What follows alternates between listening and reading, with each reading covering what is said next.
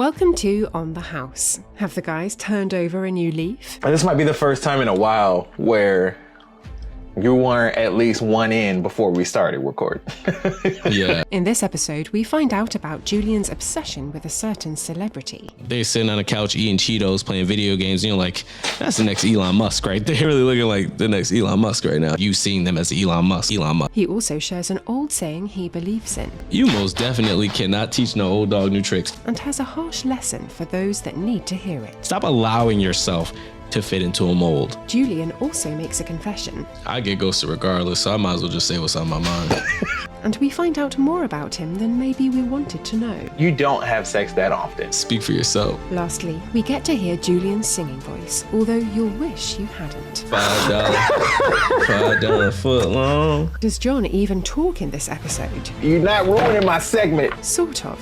So sit back, relax, and enjoy this Julian-heavy episode of On the House.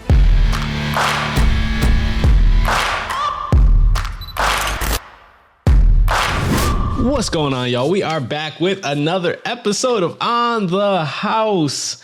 Man, Let's go. let's get it. You know where we at. You know what number this is. You know what number this is. 18, baby. We made it to 18. Oh, we grown adults now. Let's get it. We grown adults. We are adults in here now. I Can't drink yet, but we grown. Can't drink yet. Well, you a few weeks away from being able to drink. Let's go. Let's go. I remember when I was a few weeks from being able to drink. Oh shit, man. Now I do it on the podcast for fun. Now we drink every week. When you say it like that, it sounds dangerous. Anyway. John, I have a cool gratitude thing today. I thought of it while I was driving today. All right. So, which means I already have my answer. But what is something about yourself that you're grateful for? Something about myself? Mm-hmm. Man. We don't talk about ourselves much on here, so I wanted to bring it back to us. You don't. I do. Oh, that's true. Fair enough. Yeah. But you typically hold back. You talk about yourself when it's your faults. You don't give yourself enough credit. So I'm glad you thought of this. So, for myself, honestly, I will say, how hard I work. That'll be mine. Just because, there's days like today, I didn't get home until like right when we were about to start this. I left my house at 7 o'clock this morning, got back around 9, a little before 9 p.m. But we're here. We're going to record and we're probably going to talk after for a little bit. It's just, I'm enjoying probably because I've always been a hard worker. I've always, I've always worked hard at my job on my own self personally. So it's not just that, but also now having 2 jobs and being there for wifey whenever I can, doing this shit whenever I can, being there for my friends, family, whoever, just the way I'm able to divvy up the time and be there for people that I really care about and not be even remotely. I mean, there's times where I hit a wall, but I'll sleep on the weekend or when I have time. Because if I don't sleep then, I'll just sleep when I sleep. It's fine.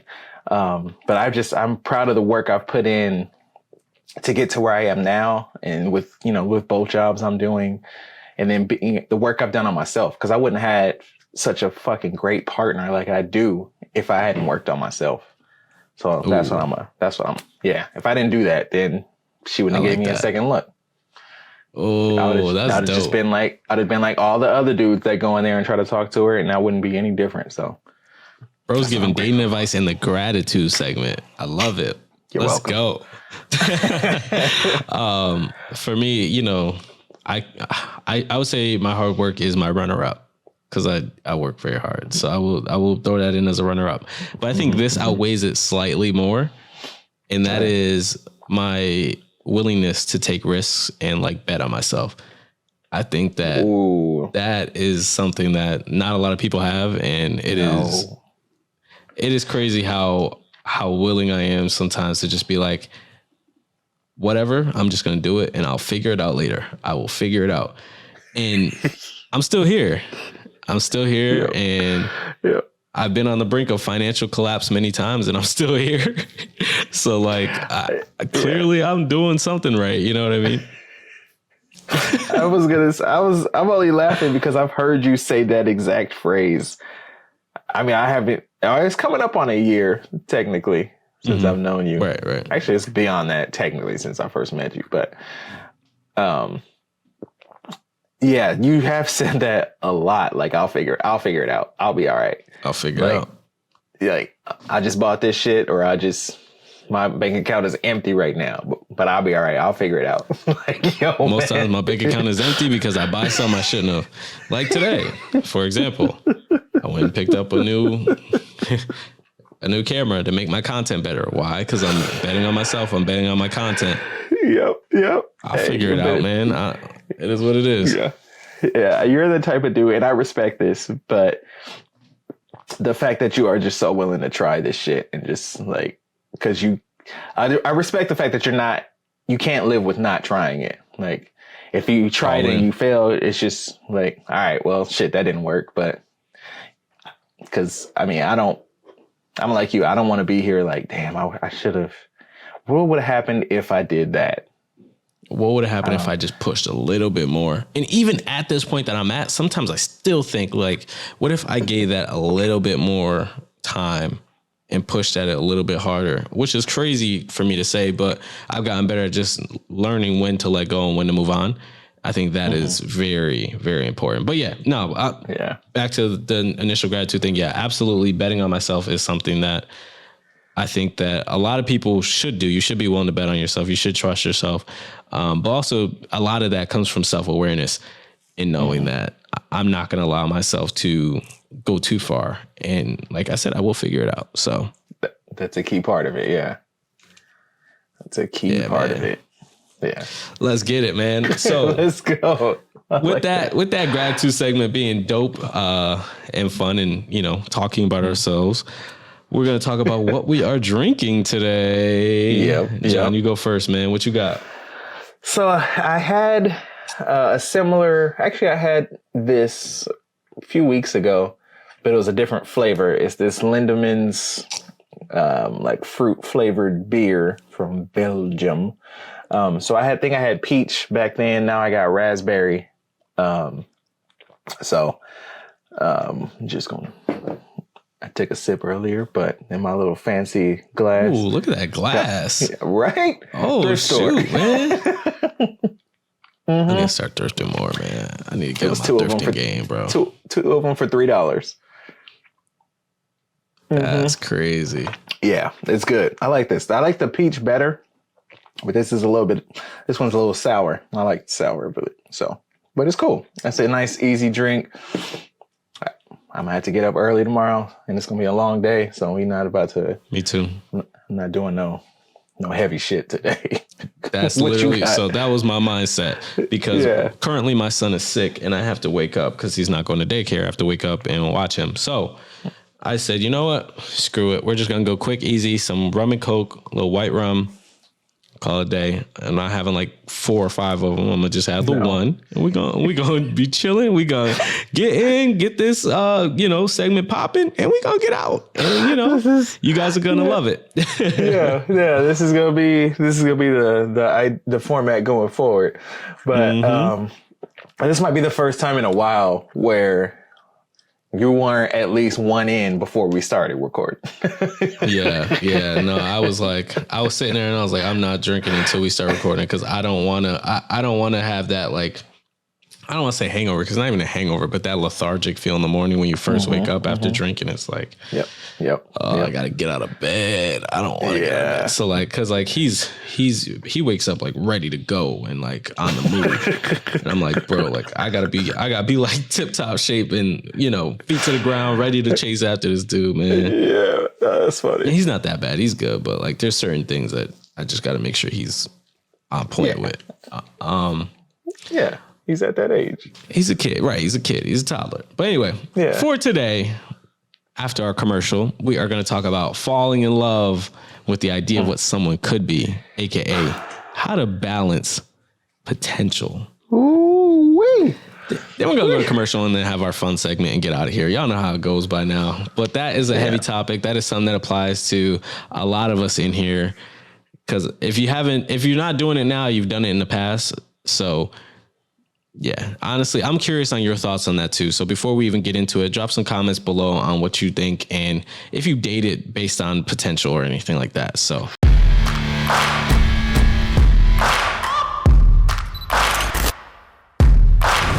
welcome back to the On the House podcast. We are going to be talking about falling in love with the idea of what someone could be and how to balance dating based on potential. So I have a cool way to gauge this. I'm not speaking from this is what I use. This is what I'm going to try to start using, because I definitely was the guy that was just dating purely on potential. But there's the balance. Here's the balance. Here's where it went wrong. I was dating because it was like, okay, here's what I see you could be in my head. That's the wrong way to go about it.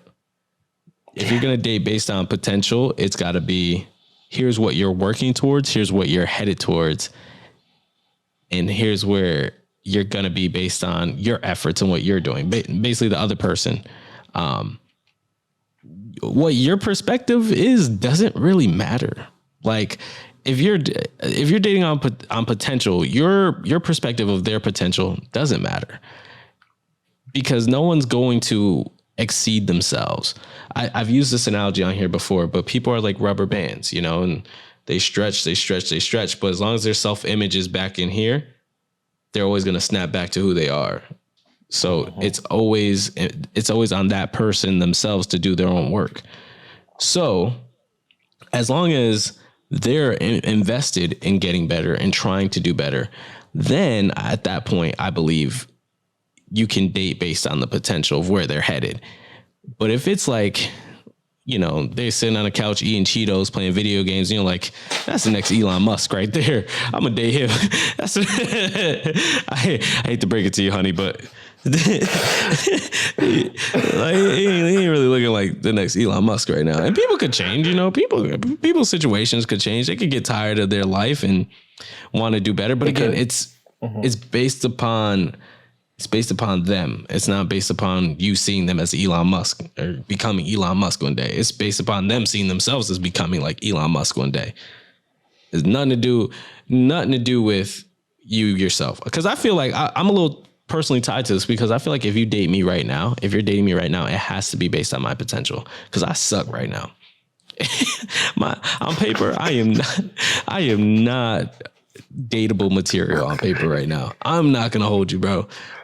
Like, looking at it, I'm not. For real, I'm not. And I respect the honesty, that's all. Yeah, no, I'm not, bro. Like, if I look at it on paper, girl, you looking at dating me? Yeah, I got baggage. I got a jaded attitude towards dating. I got a crazy home life going on right now that you'd have to navigate. Like, I don't blame you. Yeah, I don't blame you for not wanting to be around me. So if you're dating me, it's got to be based on potential. But you could rest assured, if you're dating me, just know, like, my life ain't always going to be like this.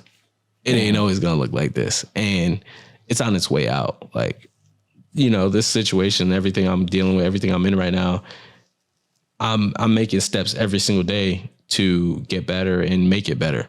I think that's important too, is, are they taking those steps? Are they trying? Or are they just sitting there, gaslighting you and feeding you lies? Like, yeah, I'm doing this. Meanwhile, I play Warzone all day. It's like, okay. Dang, I always be hating on video games. You were taking shots today. I don't mean to hate on video games. Video games aren't bad. Video games are great in moderation. Like, video games, it's all about balancing that idea of, I worked hard and I want to relax, or this is how I unwind. If that's how you unwind, that's just how you unwind. Yeah. But it can't be how you live, personally, at least. You know what I mean? Mm-hmm. Unless you're some streamer making, you're living off of streaming, which I know better than anyone, like, well, not better than anyone, but I know better than a lot of people that is very possible because I've been around it all my teenage years and beyond. So like, I know what it looks like. Yeah. But at the same time, if you're not making that kind of money and you're working towards it, it's because this was me in the past too. It's got to be hey, I go make my money, I go grind. But then afterwards, that's when I grind on my side hustle, which was streaming. You know what I mean? That's at least how I did it. Yeah, I see where you're coming from. It all depends on what people want for their life. So when you're looking at someone's potential, is that you have to factor in like what it is you're looking for. So the person that's just chilling and playing video games or whatever, that could be it for somebody, because they could either be an introvert and not want to go out and like being a homebody, or maybe they like video games too, and that's just how they bond and that's their shit. So that's cool. You don't always, not everyone wants the dude that's, you know, always wanting to go out or just this ambitious, always trying to go up and move up and everything. So that's where looking at potential, there's different ways to look at potential, because either way, when you're looking at dating, when you're thinking about or considering someone for a relationship, you're looking at potential. That's just how it is. It's potential compatibility. It's potential marriage, potential children, whatever the fuck it is. You're looking at the potential with this person. It's just different degrees of it. Like you said, there's parts where it's like, okay, this is how they are now, but maybe potentially they can be a different way later. That's difficult because it's dangerous because you're taking a gamble either way. And now you're just widening the odds of this gamble you're betting, where it's like, this person may change. Maybe they're like this now, but you know, they could get better, and they could. People do change. Does that person want to change is the biggest thing. And that's the thing, what you're saying too, with the odds, depending on their age, the odds might be extremely against you, because guess what? When they say you can't teach an old dog new tricks, you most definitely cannot teach no old dog new tricks. If they've been living like this for 35 years, what makes you think they're going to change in the next 2? It's a lot harder because it's been a habit or a lifestyle that they've had for a longer time. So you have to put more work in to break that habit. And it's not impossible, but if they haven't shown that desire to improve or anything like that, then, you know, you're again taking that risk. So, you know, to add a personal spin on this for me, it's something I didn't look at all before. In my past serious relationships, I didn't look at potential in the slightest. I was in the moment. I didn't look at potential. I didn't look at, I think I'm which is fine. Just don't jump into anything serious based off that. That's all I'm saying. I was looking at right now, we're cool. I like you. Let's move forward with this, which, you know, it's also dangerous because I wasn't looking at, once our lives become intertwined, will I still be happy?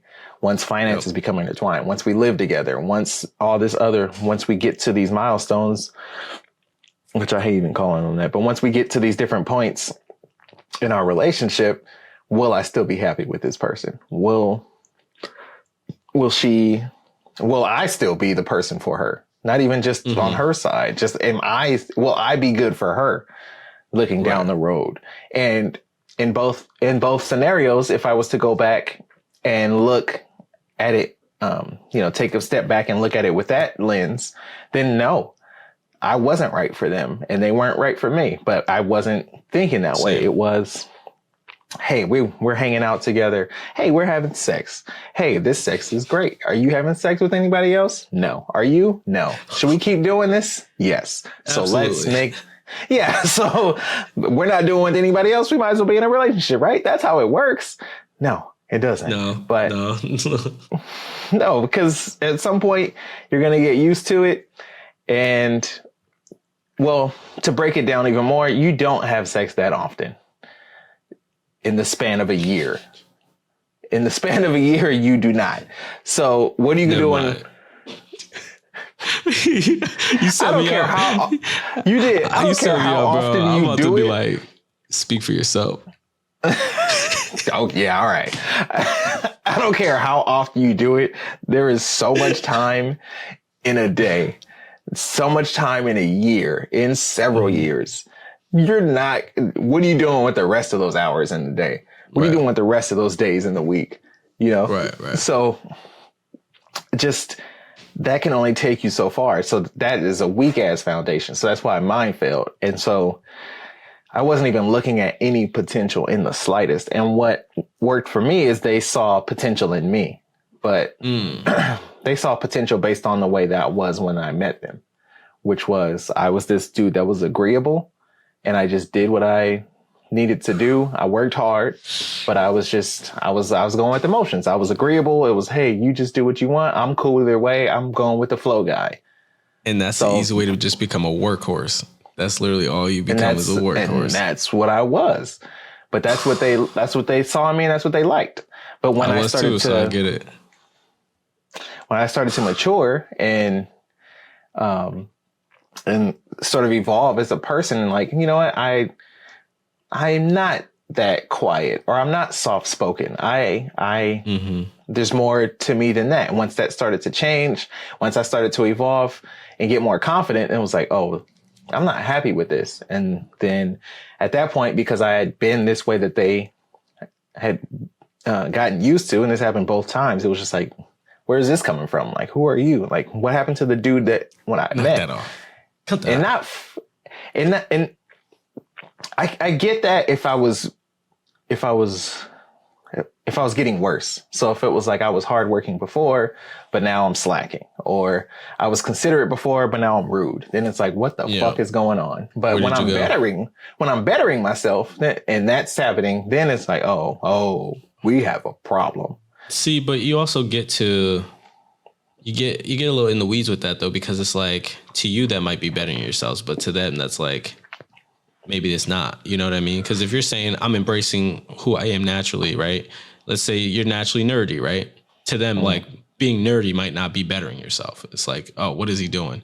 Talking to a lot of people don't like talking to people. So they're like, oh, why is he doing that? Why is he being so outgoing all of a sudden? Is it? And then that creates insecurity because like, oh, is it me? Like, am I just not good enough for you now? Like you want to just talk to all these new people? So like, that's where it's hard too, because you can't suppress your own potential at the beginning of the relationship to fit a mold that someone else wants. This is the opposite side. John always talks about stop trying to fit people into mold. Stop allowing yourself to fit into a mold. Stop allowing yourself suppressing who you are just because she's bad or he's good looking. Like, don't do that. It's not worth it. It's not worth it. Because like she's going to be bad for the next maybe 6 months to a year. He's going to be good looking for the next 6 months to a year. Then the relationship's going to get real and you're going to be like, dang, I'm not happy. They still going to be good looking. It's not going to change. It's not going to change. But because you're used to it, you're mentally like, oh, hey, you know, like I seen them every day now. This is normal, you know? I'm glad you brought that up. That is the danger of it, where a lot of people phrase it differently, where it's like, pick your battles, you know? Yep. I hate that, by the way. I get the sentiment behind the saying, but just be careful with that shit, because like you said, that could be you slowly getting forced into this mold where you're shaving these things off. You are not, as long as when you're not speaking up about things that are important to you or that bother you or anything like that, it's a slippery slope, because like you said, you can find yourself being forced into this mold, and regardless of, you know, the attraction and all that, at some point, if you're changing for somebody else, the shit isn't going to stay that way. So you're either going to continue doing what you did before just behind their back, or you'll just be unhappy and then you'll start to get resentful and then you'll just lash out. And it's like, what the hell is this? Like, that's the rubber band. Now it's like, what's wrong with you? Why are you so angry all the time? Well, because you changed for this person and you didn't want to, but you did it for them. And now you're unhappy with holding that part of you in. Not just angry, bro, depressed. Like, cause that's real too. You could get like, that is real. Relationships could be depressing. Like you could get into something based on trying to suppress who you are and find yourself in a depressive state in that relationship, and you don't know why. That's where and I was it's at. because you're trying to fit up. Me too. At one point, you're trying to fit a mold. You're trying to keep your partner happy, but while keeping your partner happy, you're neglecting the most important parts of you that make you who you are. So of course now you're like, oh, I don't feel right. I don't feel okay. Like, you're not going to feel okay. You're like, at that point, when you let go of the things that make you, you're not going to feel okay. You cut a limb off, you're not going to be okay, bro. And it's the same thing mentally. For real, bro. Yeah. It's extreme, but it's true.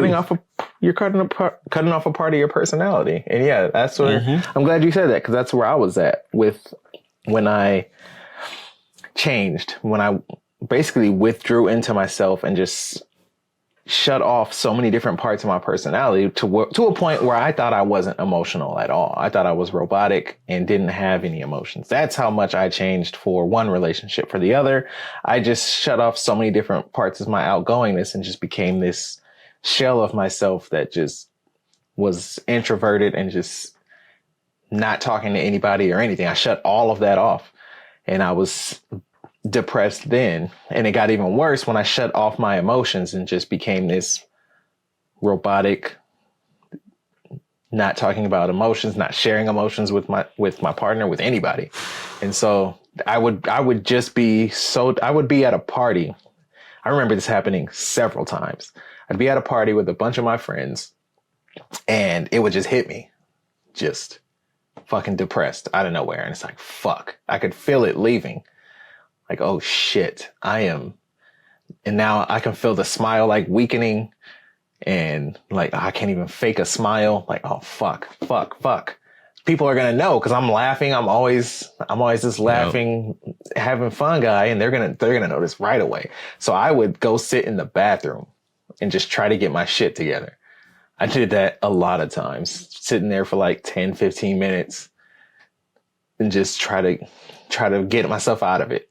And it's not easy to do. And I didn't know why. I thought it was just, it was a depression, obviously, but I didn't know the source of it. It was just like, why is this happening? Like, I was having a good time, and then now it's just like, this shit is gone.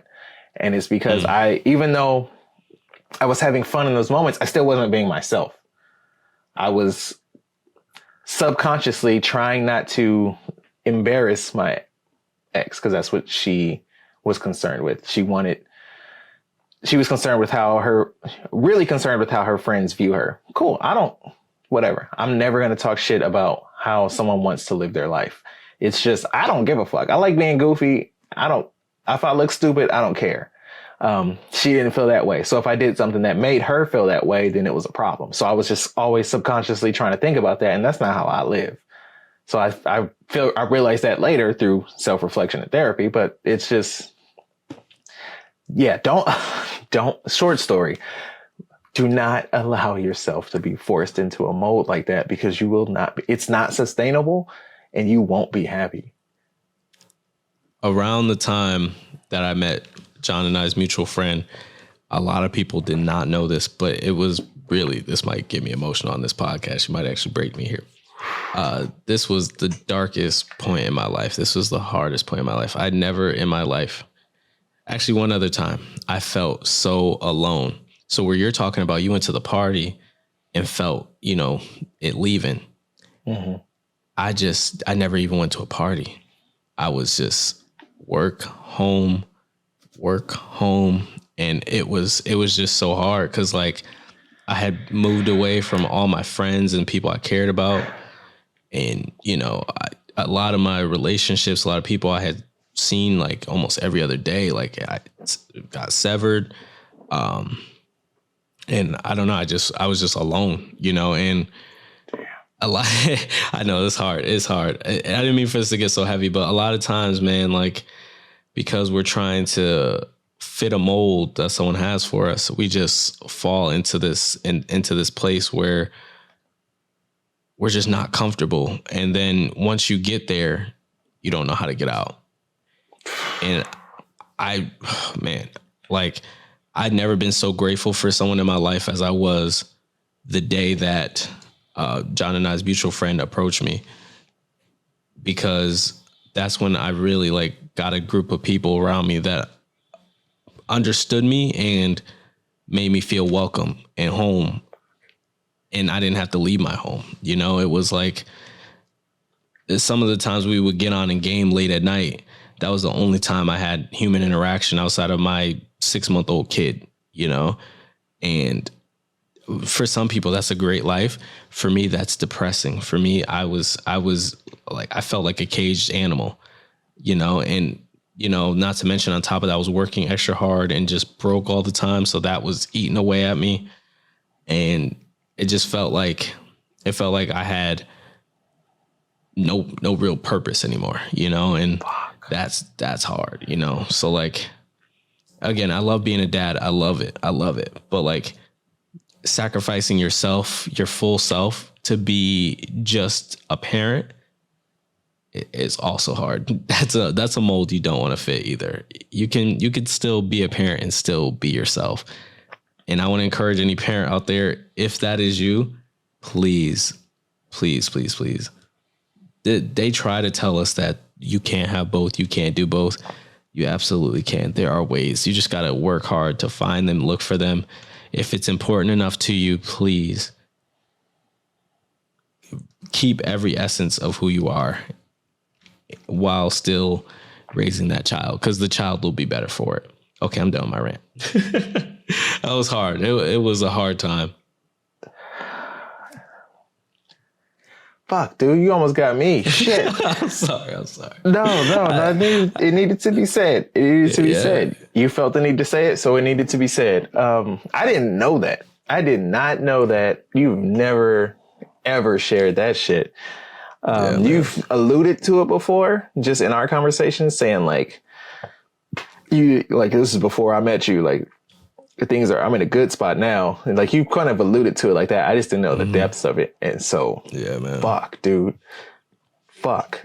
That's why I said I relate to her being a workhorse. Cause like when you feel like that's all you are, you have no purpose. That is one of the hardest places to be in life. And, you know, Michael Beasley, he's an ex-NBA player. He did a TikTok thing where he was like, I'd never like watch a TikTok and be ready to like just break down. But like this grown man was sitting on this TikTok. He was talking to Ryan Clark on his podcast. This clip will always stick with me. He's like, man, I just been looking for good people for so long. Yo, like that quote hit me, bro. Cause he's like, he was so dead serious, bro. Cause it wasn't even like he was like bonsais. It was like those dead serious, like angry cries. You know what I'm talking about? Like man, like bro's just like, you could tell bro's just been fighting. You know what I mean? And he's not fighting outside world. He's fighting in his head. And that's the hardest battle, bro, in those moments, is fighting in your head. Like, that's where it's difficult, man. I can't even imagine that. I've been fortunate enough to where, I mean, I've attracted some people that aren't great either. But for the most part, I attract people that are similar and that are pretty good people. Just, I don't know what the nature of that is. I don't know. I've just been fortunate enough to always sort of have those people around me, and then to be not afraid to cut those people out that aren't. I'm better about cutting them out now. Prior to having the conversation, it was just essentially letting the friendship or whatever it was die. So I can't even imagine how frustrating that must be, just to feel like you just keep getting the same type of people, or just negative people in your life over and over and over again. I've fortunate enough, and I didn't even realize that. I'm fortunate enough to know that, or to not even have thought of that as an option. Just because even in my relationships when they failed, the women themselves aren't bad. I don't put anything on them. We just weren't compatible. I don't have anything negative to say about any of them.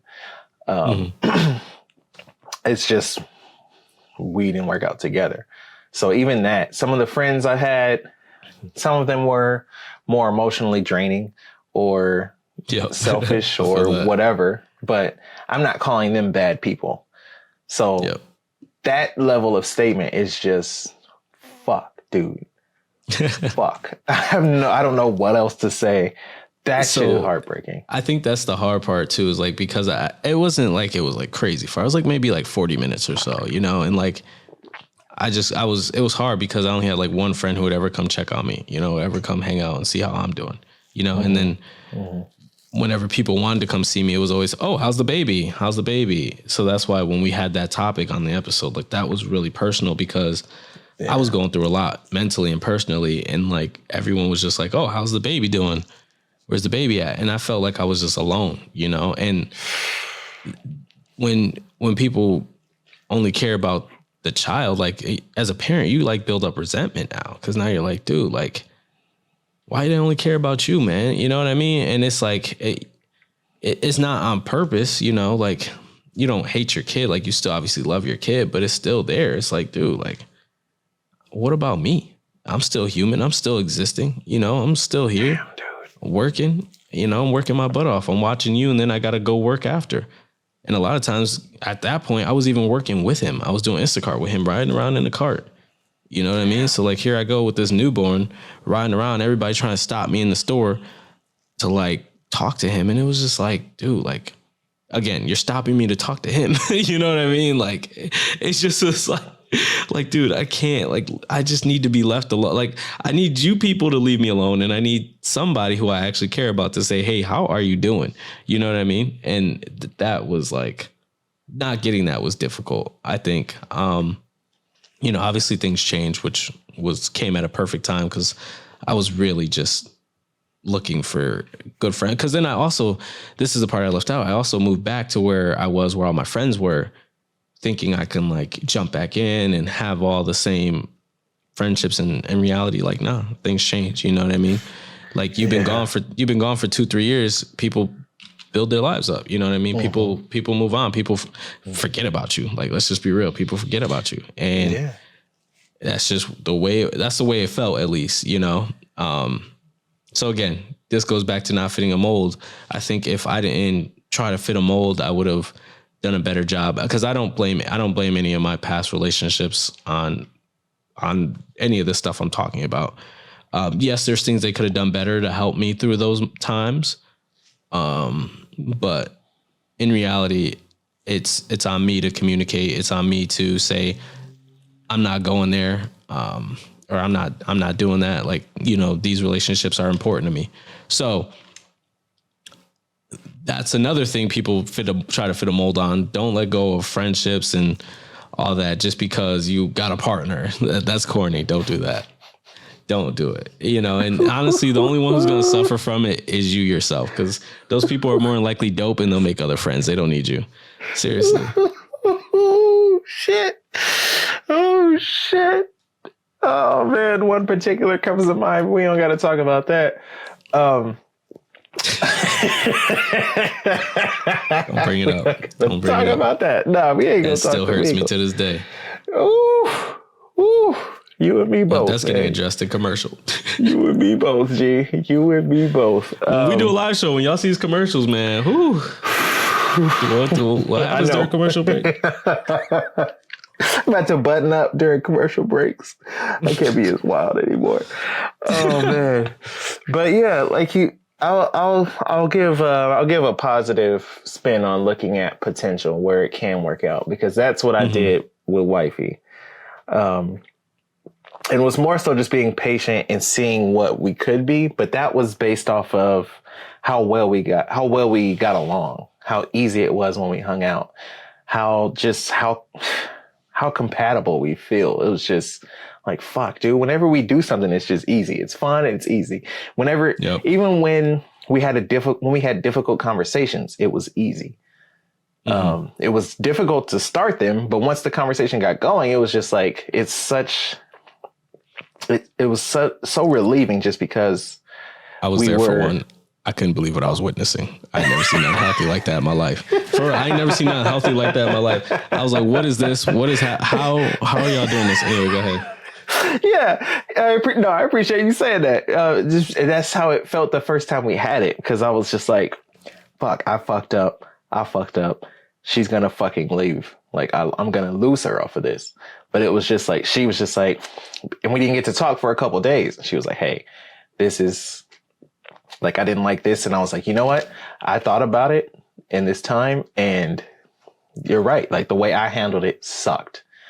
Instead of taking what you said, I kind of used that time to say some things that I had been holding in, and that wasn't the place, because that wasn't. So it was like, I see where it comes back, because now it looks like, you know, I got defensive or whatever it was. I mean, I know that's what it was, but I don't need to get into specifics of it. But so it was, and it was just trouble, guys. It was me. It was my fault. It was not you. It was me trying to do some stupid fucking surprise. Okay, I'm not going to get back into it. It was me. It was me. Okay. It was me having this plan in my head and not considering how I made up her mind for her. Yeah, I made up her mind for her. I thought this would be good. She's going to love this, instead of asking her this whole thing and having this whole surprise in my head. Not to cut you off, but real quick, that's kind of like what dating on potential is, right? Like, we're making up our mind for them, because we're saying, here's what we want you to be. Here's what we want you to be. Here's where we want you to go. It doesn't matter what you want, but here's what I want you to be. Here's what I want you to be for me. Who I want you to be for me. You can communicate that, but if they're not willing to do that, don't force it on them. Yeah. And a lot of times people don't communicate that, because they're thinking, oh, this is what they could be. This would be perfect if they were like this, or this. I could see them being this. But if you don't have the conversation to let that be known, I think that's what's different. Is her and I have had a lot of conversations about this. What do you want? Like, what do you want to work toward? Do you want to work towards building something? Well, like, what do you want? And we've been in step. We've been in line this whole time, where we both know what we're working towards. And so that's why I think we've just had that level of conversation leading up to it. Whereas before, even if I saw that potential in someone, I wasn't going to say it. I would just think like, okay, she would be great. Did the same thing. Yeah, she would be great. And then we're not having the conversation. I'm just in the moment. I'm not talking about potentially getting married until it's later. I'm not talking about potentially having kids. And even if I am, it's just having the kids. It's not having a conversation about parenting styles or, you know, responsibilities or anything like that. Yeah. That's a very important conversation. Have that conversation very early on. That's like, at this point, it's become so important. That's literally like a second date question. Honestly, it's like bordering first date, bordering for, like, you don't want to scare them off too much. The first date is, do you want to have kids? Second date is, how would you treat the kids if you had them? Seriously, that is where it is. I don't give a fuck about scaring nobody off. I mean, I'm not dating and then obviously, but I didn't give a fuck about scaring nobody off. I'm going to say my piece, and I'm going to say how I am, and you're going to know up front. If it's too much, cool. Then I'm not for you, because then I'm too much, because I'm not holding shit back for nobody else ever fucking again. I get ghosted regardless, so I might as well just say what's on my mind. I'm gonna get ghosted regardless. I might as well just say what I gotta say at this point, dog. That's where I'm at. I hate that it took this to get you there. I hate that it took that happening to you so many times for you to get there. I'm on like 4 now. But I'm glad and it's not that it's only 4. It's that it's happened in a short amount of time. It's happened in a very short amount of time. From January to now, 4 times, bro. I'm going month for month, bro. We got a couple days to make it 5. Let's get it. And this is interactions that you didn't initiate. I think that's an important, because if you initiated these 4 interactions and you got ghosted, cool, whatever. That's not that big a deal. But these were initiated. They wanted your number. They wanted to keep in touch. And then they ghosted you. Reachonthehowse@gmail. Let's make it 5. Let's go 5 for 5 right now. Let's make it 5. Reachonthehowse@gmail. Text me for a day and then be out. Let's get it. 5 for 5. $5 foot long. What's that? Oh, I think Wendy's does 5 for 5 now instead of 4 for 4. Oh, they do? Damn. Yeah, it's something stupid like that. I don't know. Something stupid. I'm just saying at this point, dog. At this point, we might as well, bro. So let me ask you this. Okay. I know you're not in the spot now to even really consider this, but when you look at dating and what you want for yourself in the future, how would you advise someone to look at potential in a positive way? Like, what would you do for yourself? Fuck that advice. What are you going to look for in that regarding like dating with potential and such? I have qualities I look for in a woman. And if they have those qualities, then they have potential. You know what I mean? Like, there's certain qualities that I look for you to have, and there's certain like absolutely nots. If you have the absolutely nots, clearly you're not going to meet my potential. And I think the problem was I was trying to fit the absolutely nots into the potential. And the thing is, absolutely nots are absolutely nots for a reason. You know what I mean? Leave them in absolutely not, and stop trying to fit people into a mold because you're trying to, I'm talking to myself now, by the way, because you're trying to just have somebody or date somebody. You know what I mean? Like, if that's your no, if that's your line, then leave that as your line. You know, like, they're not going to change that unless they say like, hey, this is something I want to not do anymore. And even then, that's a process. You have to make sure you're committed and willing to deal with the process of it. Yeah. Then like, you know, like at that point, then it's an absolute, my bad, I hit the mic. Then it's absolutely not. And just move on and find somebody else who has all the qualities and has some of that. And like, don't get me wrong, there's a little bit of like, you know, I think absolutely not is absolutely not, but there's some things that are like, oh, I would prefer not, but like I could deal with, I could tolerate that. You know what I mean? And that's not against their potential, because they might have some like really like glowing things about them, and you just have to deal with, like, it goes back to the whole they're 10 butt, you know, you have that butt might be something that's like, it's a little bit much, but like, that's who they are. Cause I hate when people say, we'll work on it. No. Go into it with, that's who they are. Unless you say to them, hey, that bugs me. And they're like, oh, I want to change it because I want to love you. Because guess what? That's the type of guy I am, reachonthehowse@gmail. But unless they go in and say, I want to change that because I love you and it annoys you. Then at that point, you got to just say that's who they are and just accept it because that's who you chose. Yeah. Yeah. That's what I always thought that, like, if someone is the way they are, I can either accept it or I can fuck off. I'm not going to change anybody. I'm not going to try to change anybody. They're, like you said, there's their absolutely nots, basically the red flags. A lot of times what we do in dating, I know I've done that a bunch, is you overlook them because you are looking at potential or because you're attracted to them. And it's in the beginning stages and you're like, it's not that big a deal. Careful with that, because now look at that, dealing with whatever that habit is, whatever that personality trait is. Look at dealing with that daily for over the course of a year. You know, is that something you can put up with, you know, years down the road? Try 5, bro. Like, if you could deal with that for 5, like your massive gum chewing. Can you deal with their massive gum chewing 5 years down the road? If you can, cool. If you can't, then exactly. And this is going, if not, then like you said, bring it up and put the ball in their court. Like, hey, this is how I feel about this. I don't want you to change just for me. Is it something you're okay with or not okay with?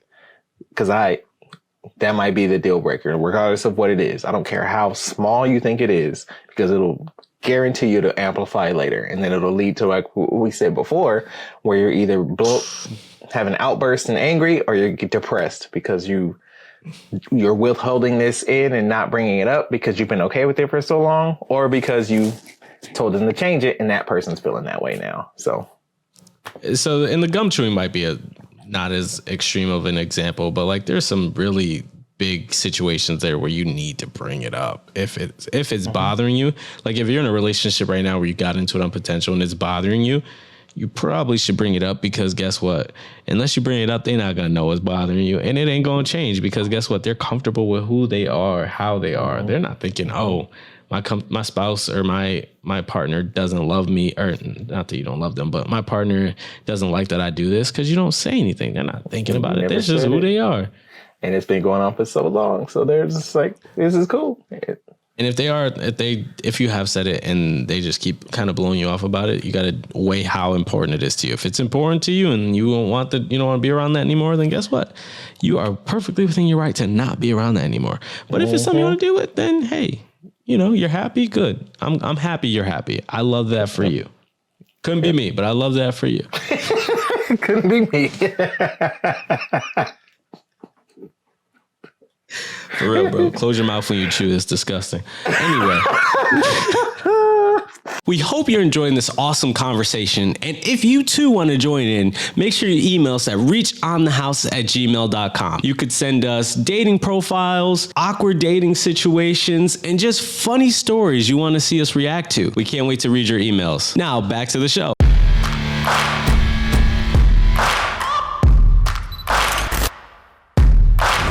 Welcome back. This is the final segment. I know you like it. We kept it quick this time. We wrapped that motherfucker up. Sorry, I came back aggressive. But yeah, Hey, it's all good. We did it for y'all, man. Did it for y'all. It feels better, too, to have it more streamlined like this. We're learning. We're improving. We're bettering ourselves. We're looking at potential. But if... Reachonthehowse at Gmail. By now, I'm about to get you a card made so you can just hold it up to the screen. Like, heads up. I'm going to just put it on my phone.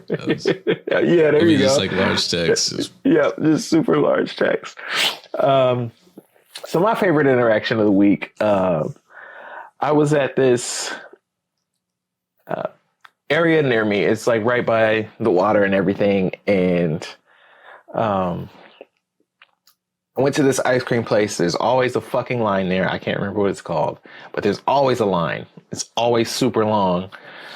And I was like, dude, I want to try it because this obviously seems like it's really good, but I'm not waiting that long for ice cream. So I went there. Weather wasn't that good. It was kind of cloudy, so the line wasn't as long. So I was like, all right, fuck it. I'm going to try it. So got in line, was just waiting, and the guy in front of me was with his daughter, and me and my friend were talking, and he just kind of turned around and overheard and started talking, and he had his daughter with him. I don't know how old she was, 7 maybe, but she started talking too, just talking to us, whatever. And so we were in line for 10, 15 minutes. And so he would talk, and then she would talk to us, and then turn away, and they would talk, and then back to us. And he was like, I'm sorry if she's a lot. And I was like, no, she's fine. She was excited to share all these stories.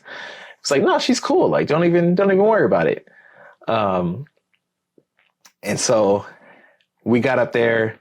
They were leaving because they were in front of us. And he turned around again and was like, thank you.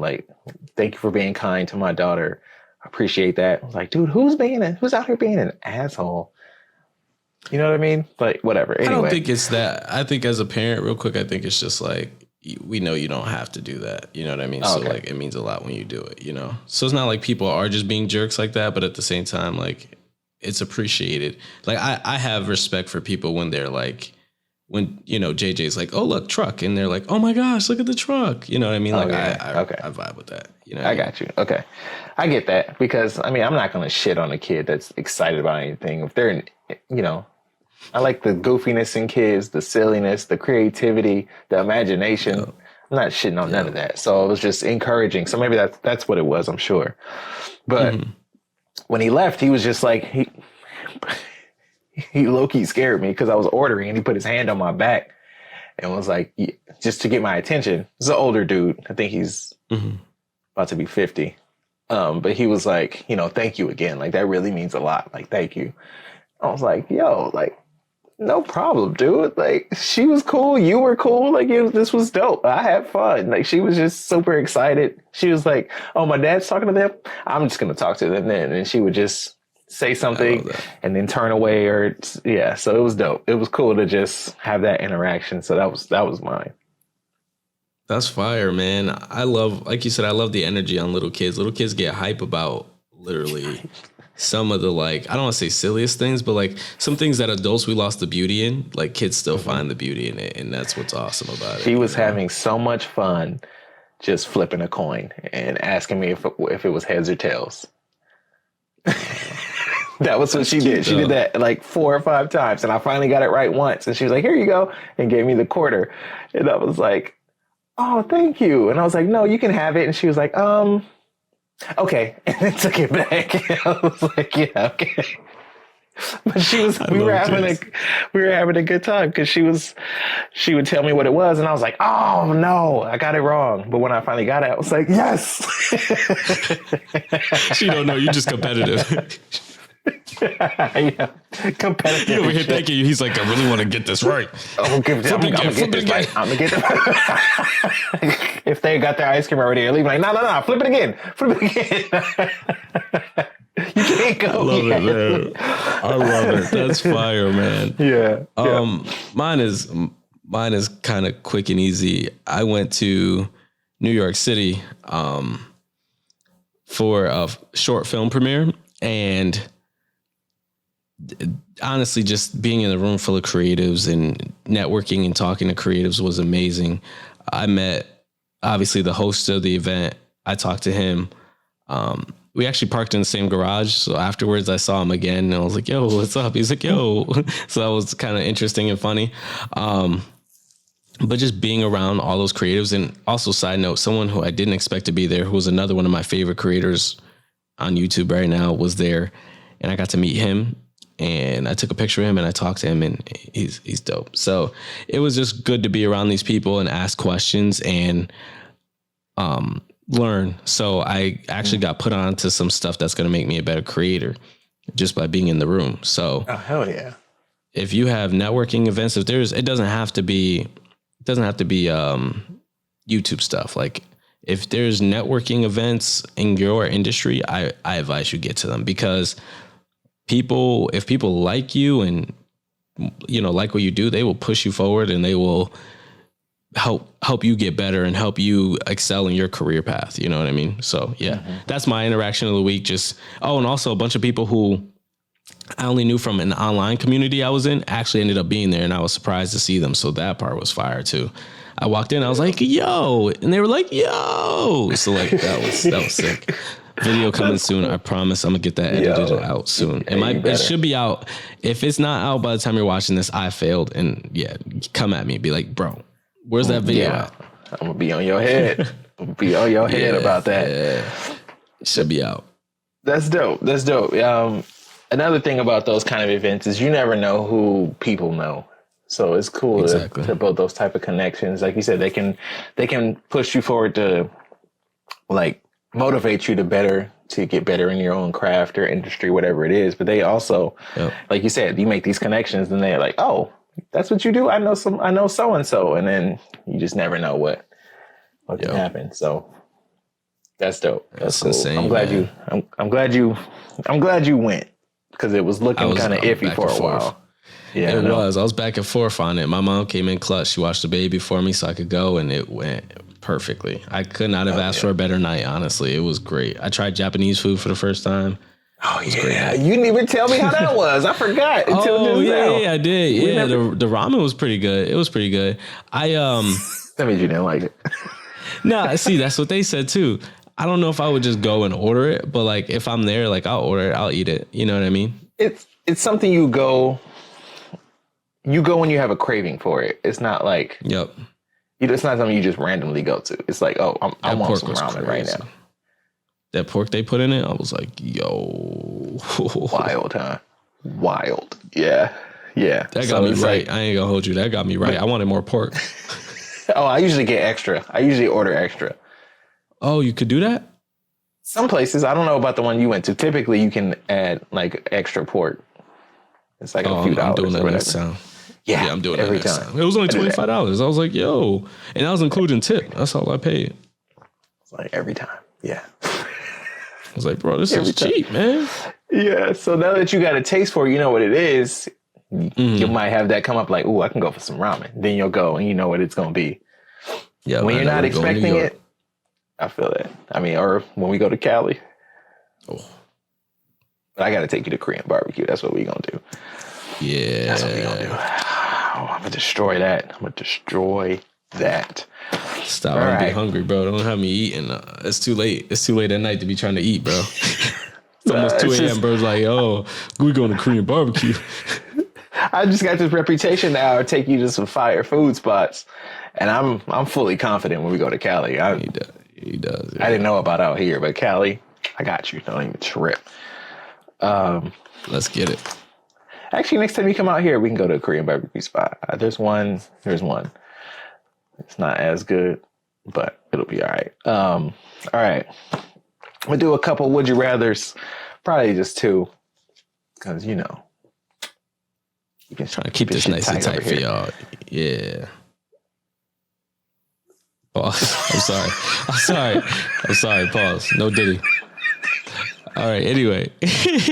I'm sorry. I couldn't. It's getting late. I was hoping you'd breeze over it. I wanted to let it slide, but I couldn't. His face was like, what did you just say? Anyway, no Diddy. All right. You know what? We only gonna do one, and we get out of here on that note.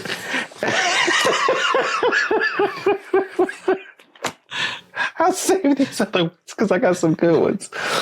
Would you rather have? Never mind. Go there. I'm about to get us canceled. Go ahead and ask something before I get us canceled. What? I was saying, would you rather?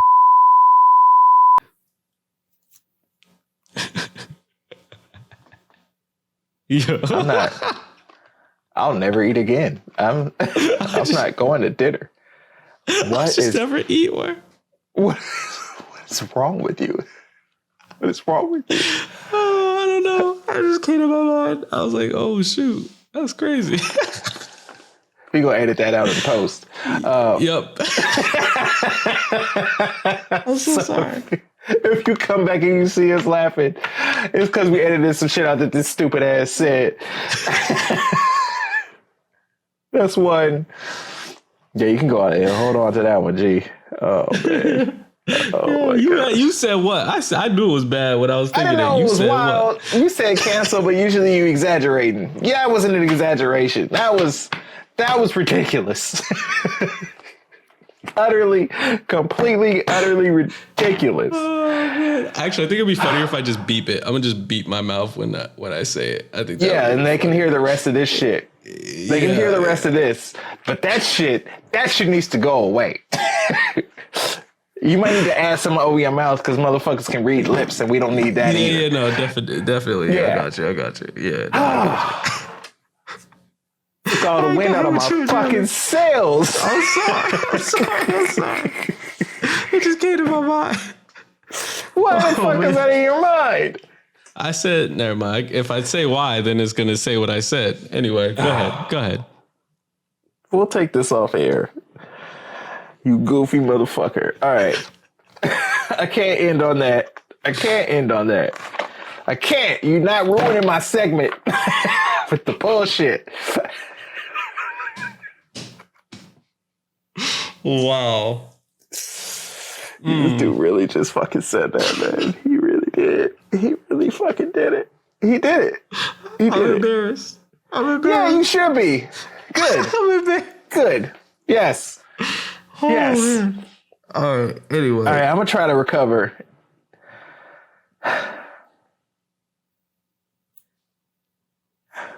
All right. Would you rather, motherfucker, would you rather have a full-sized elephant trunk in place of your nose? Oh, shoot. Or have your butt in the front? So I gotta turn around when I pee?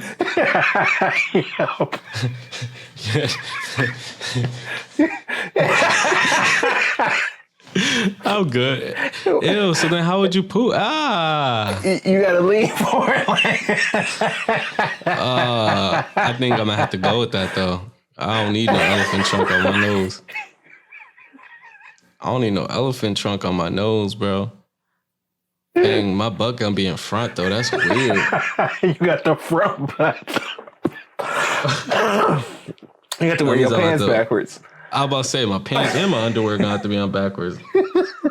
Oh man, nah, I'd have to hide it. I wear my pants forward. I just wear my underwear backwards. I'd have to pretend like I don't got it. But you can hide it. You got a flat? No, you could only hide it if you ain't got no ass. If it's flat, you can hide it. It just looks like I'm fat though. If you got cheeks, it just looks like I'm fat the way it was sit. If you, I wear fitted stuff. It's not gonna look like I'm fat. I do too. I guess I'm switching my wardrobe. We going baggy today. It would be so way easier have an to elephant hide. Trunk on your nose. No, it would be way easier to hide than the trunk. I can't do the trunk. I can't do the trunk either. Because it's a full size one. That means like this shit is probably as tall as me. It's probably going all the way to the fucking floor. You brought up elephant trunk, and I thought I've been on TikTok too much. I thought of a TikTok I saw today. I'm already being out of pocket. I might as well. The trunk it was at a zoo. It was at a zoo. So the elephant, it was like a baby elephant. They popped their trunk through the bars and just laid it on the cement. It was like they just flopped it. The elephant, it was like just plopped it on there. Of course, all the comments were like, "Dang, I should call her." I was like, oh man. I was like, I'm only here for the comments, dog. I want to see what these comments say. I ruined your segment this week. I apologize for my antics. You took a torch to this segment and just fucking a flamethrower and flambéed it. You roasted, I apologize for my antics destroyed. This week. It's fine. We'll be back next week. It's not fine, but fuck you. We'll be back next week. More shenanigans. With another beggar. We'll be 19 then. Fucking asshole. Yeah, maybe I'll grow up a little bit by next week. Maybe. I doubt it. You just had a birthday and you regressing. You're regressing. Benjamin Button. Still, as much as he ruined my shit, we still keeping it going until I get tired of promoting it. $, Julian Fountain on Cash App. Send this man. Buy this man a drink, buy him some wings, send him $1 and say fuck you for ruining I might send you some money and say fuck you for ruining my segment. Buy some manners, you piece of shit. And on that